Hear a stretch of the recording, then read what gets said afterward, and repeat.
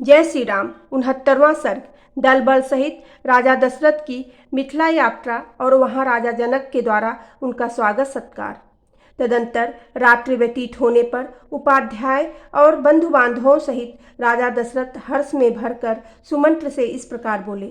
आज हमारे सभी धनाध्यक्ष बहुत सा धन लेकर नाना प्रकार के रत्नों से संपन्न हो सबसे आगे चले।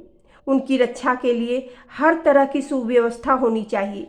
सारी चतुरंगड़ी सेना भी यहाँ से शीघ्र ही कूच कर दे। यह भी मेरी आज्ञा सुनते ही सुंदर सुंदर पालकियां और अच्छे अच्छे घोड़े आदि वाहन तैयार होकर चल दें।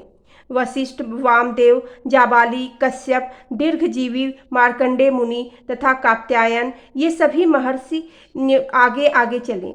मेरा रथ भी तैयार करो, देर नहीं होनी चाहिए। राजा दशरथ के दूत मुझे जल्दी करने के लिए प्रेरित कर रहे हैं। राजा की इस आज्ञा के अनुसार चतुरंगड़ी सेना तैयार हो गई और ऋषियों के साथ यात्रा करते हुए महाराज दशरथ के पीछे पीछे चली। 4 दिन का मार्ग तय करके वे सब लोग विदेह देश में जा पहुँचे। उनके आगमन का समाचार सुनकर श्रीमान राजा जनक ने स्वागत सत्कार की तैयारी की। तत्पश्चात आनंद मग्न हुए राजा जनक बूढ़े महाराज दशरथ के पास पहुँचे। उनसे मिलकर उन्हें बड़ा हर्ष हुआ। राजाओं में श्रेष्ठ मिथिला नरेश ने आनंद मग्न हुए पुरुष प्रवर राजा दशरथ से कहा, नरश्रेष्ठ रघुनंदन, आपका स्वागत है। मेरे बड़े भाग्य जो आप यहाँ पधारे। आप यहाँ अपने दोनों पुत्रों की प्रीति प्राप्त करेंगे जो उन्होंने अपने पराक्रम से जीत कर पाई है।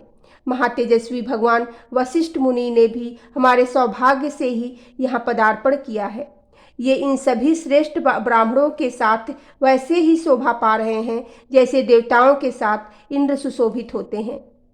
सौभाग्य से मेरी सारी विघ्न बाधाएं पराजित हो गई। रघुकुल के महापुरुष महान बल से संपन्न और पराक्रम में सबसे श्रेष्ठ होते हैं। इस कुल के साथ संबंध होने के कारण आज मेरे कुल का सम्मान बढ़ गया। नरश्रेष्ठ नरेंद्र, कल सवेरे इन सभी महर्षियों के साथ उपस्थित हो मेरे यज्ञ की समाप्ति के बाद आप श्री राम के विवाह का शुभ कार्य संपन्न करें। ऋषियों की मंडली में राजा जनक की यह बात सुनकर बोलने की कला जानने वाले विद्वानों में श्रेष्ठ एवं वाक्य मर्मज्ञ महाराज दशरथ ने मिथिला नरेश को इस प्रकार उत्तर दिया। धर्मज्ञ, मैंने पहले से यह सुन रखा है कि प्रतिग्रह दाता के अधीन होता है, अतः आप जैसा कहेंगे हम वैसा ही करेंगे। सत्यवादी राजा दशरथ का वह धर्मानुकूल तथा यशोवर्धक वचन सुनकर विदेहराज जनक को बड़ा विस्मय हुआ। तदंतर सभी महर्षि एक दूसरे से मिलकर बहुत प्रसन्न हुए और सबने बड़े सुख से वह रात बिताई। इधर महातेजस्वी श्री राम विश्वामित्र को आगे करके लक्ष्मण के साथ पिताजी के पास गए और उनके चरणों का स्पर्श किया। राजा दशरथ ने भी जनक के द्वारा आदर सत्कार पाकर बड़ी प्रसन्नता का अनुभव किया तथा अपने दोनों रघुकुल रत्न पुत्रों को सकुशल देखकर उन्हें अपार हर्ष हुआ। वे रात में बड़े सुख से वहाँ रहे।